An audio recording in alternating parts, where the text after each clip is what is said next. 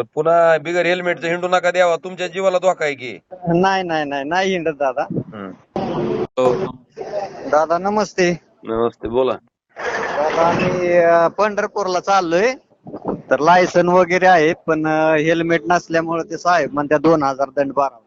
तुम्ही बोलता इथून इंदापूर मधून बोलतोय. वाशी इंदापूर?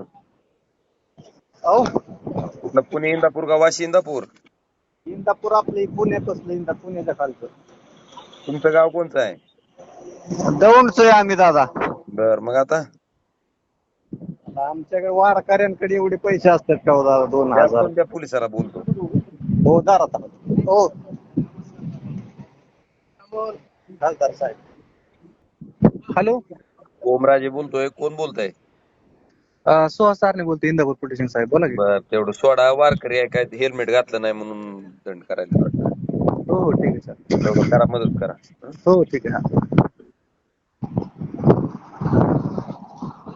दादा धन्यवाद. पण पुन्हा बिगर हेल्मेटचं हिंडू नका द्यावा, तुमच्या जीवाला धोका आहे की. नाही नाही नाही नाही हिंडत दादा. हं. Okay okay.